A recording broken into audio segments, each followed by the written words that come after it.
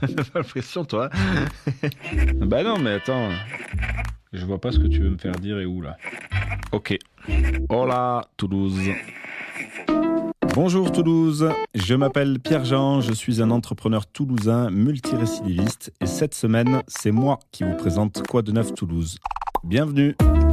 Dans cet épisode, on parle de Météo France International, une entreprise qui joue un rôle majeur pour une centaine de pays et qui évolue pourtant dans l'ombre.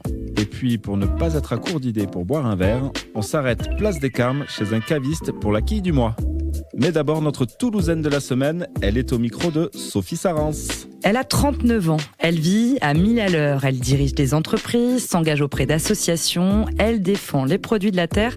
Bref, une touche à tout qui ne manque jamais ni de projet, ni d'idées et surtout pas d'énergie. On est allé à sa rencontre dans son bureau au marché international de Toulouse. Et donc Maguelone Pontier, directrice générale du marché d'intérêt national de Toulouse, qui a un peu les coulisses de votre alimentation. Je m'occupe aussi au sein du MEDEF Occitanie, au sein du bureau des questions d'alimentation et de sport. Je préside par ailleurs aux côtés de Thomas Fantini le CFA de Blagnac, qui est maintenant la CFA. Et je préside aussi deux autres associations qui me tiennent à cœur. Les autres, j'en parlerai pas parce que c'est trop long. La Maison du sport au féminin, qui milite pour l'égalité homme-femme dans le sport pro comme amateur, et l'école Tremplin du sport, qui est une école de la deuxième chance dans les métiers de la distribution et du commerce. Le marché d'intérêt national, c'est la centrale d'achat des commerces de proximité et de la restauration. En très gros, tous vos commerçants, des marchés forains, vos restaurants, votre fromager, votre fleuriste, etc. Toutes les nuits, quand vous dormez tout tranquille, eux, ils viennent ici chercher leurs produits chez des grossistes, chez des producteurs, pour faire en sorte que chaque matin, quand les commerces s'ouvrent à 7 heures, vous ayez de quoi manger, de quoi vous fleurir. On a un peu le ventre et le jardin de Toulouse. Ici, on a quand même près de 500 entreprises qui sont locataires, à peu près 5000 clients. Donc, ce sont ces restaurants, ces commerçants de quartier, etc. Et on a aussi beaucoup d'autres métiers, des transporteurs, des logisticiens, tous les labos qui transforment. On a ici de la sommellerie hantée, de la torréfaction de café, des labos de pâtes fraîches, des labos de traiteurs, etc. Beaucoup d'écoles, de centres de formation, des associations, tout l'écosystème alimentaire de Toulouse. On nourrit quand même entre 1 et 2 millions de personnes par jour. Et on fait un petit 500 millions d'euros de chiffre d'affaires. Donc c'est un gros ventre quand même. Est-ce que c'est un lieu où les Toulousains, les particuliers peuvent venir, ou c'est un lieu vraiment qui est réservé aux professionnels ?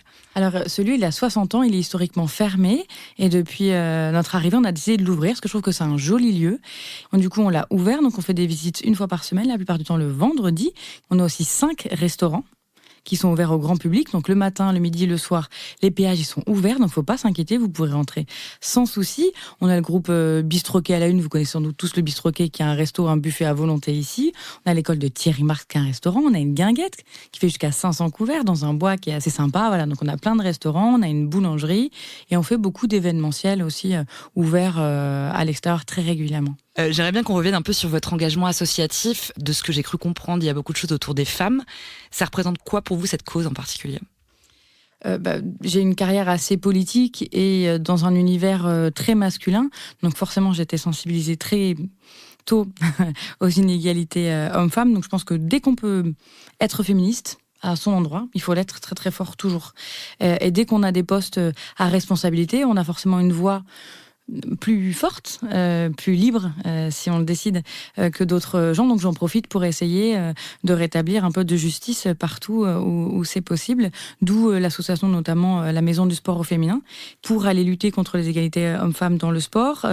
C'est très divers. Par exemple, je ne sais pas si vous avez remarqué, mais les équipements publics à Toulouse, jusqu'à très récemment, c'était que des noms d'hommes. Il n'y avait qu'un équipement, et c'était un boulodrome qui portait le nom d'une femme. C'est vraiment ridicule. Maintenant, il y a Alice Mia, au complexe Léo Lagrange, on y travail. Donc ça peut être ça, ça peut être l'accompagnement des sportifs de haut niveau qui sont souvent économiquement dans des situations très compliquées. On écrit des livres, on va sensibiliser dans les écoles. Une fois par semaine, on va parler d'inégalité hommes-femmes dans les écoles. On va vraiment travailler à l'insertion des clauses de maternité dans le contrat de sponsoring des sportifs. Voilà, c'est très très divers et ça, faut combattre partout dès qu'on le peut. Quels sont les projets qui pourraient vous faire vibrer dans les années à venir ? Dès que je trouve une situation injuste, vraiment c'est terrible, je n'arrive pas à m'empêcher de me dire, franchement, on peut rectifier. je peux le faire. Je vois quelqu'un dans la rue, je peux pas m'empêcher d'essayer d'aller le voir, de me dire c'est dommage, aussi bien il peut bosser, il peut aller à l'école, aux mines, on a des salariés par exemple ici qui sont sans abri, etc. Je lui dis, dès qu'il y a quelque chose qui me semble pas juste, c'est-à-dire que vous avez pas eu tout à fait les mêmes chances que moi, je me dis, juste tends la main pour qu'on soit à égalité dans le jeu et après, t'en fais ce que t'en veux. On va passer à l'interview express. Toulouse, pour vous, c'est quoi ? La ville de la convivialité douce et heureuse. Votre quartier préféré à Toulouse ? Les Carmes. Un plat qui vous rappelle votre enfance ? Poulet clafoutis aux cerises.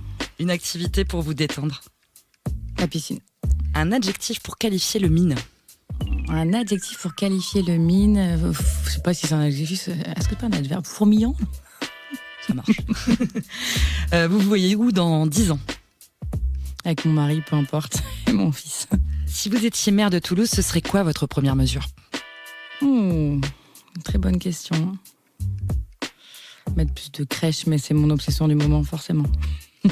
Une personne qui fait briller Toulouse, selon vous ? Didier Lacroix ? Si vous étiez un son ? La mer.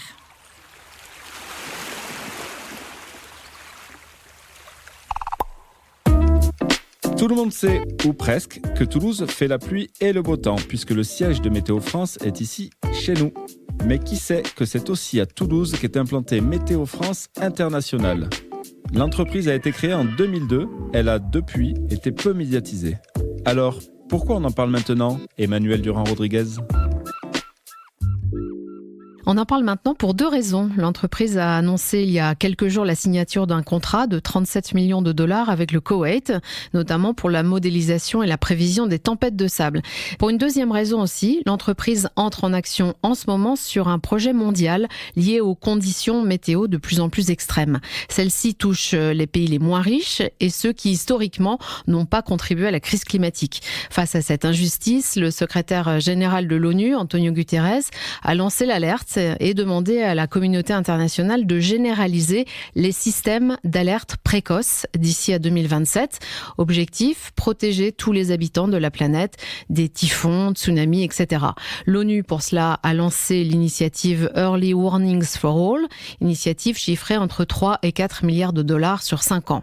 Or, de son côté, Météo France International, qui travaille à 95% à l'export, figure parmi les seuls acteurs mondiaux à pouvoir proposer aux États une solution complète de projet de modernisation de leurs services météo et capable de prévenir les populations de l'imminence d'un danger. C'est donc un savoir-faire spécifique.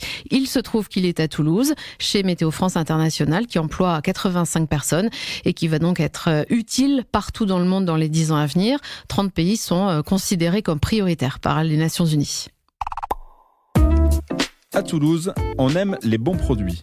Il suffit de se promener dans la ville pour apercevoir à tous les coins de rue des commerces de bouche tenus par des passionnés. Cette semaine, on s'arrête dans le centre-ville chez un caviste. Salut, c'est François de l'Envie. Petit coup de cœur donc de fin d'été, c'est la cuvée Infra de chez Demena. Le gars, il est à Paziol, sur les hauteurs des Corbières, à 2 pas des Châteaux Cathares.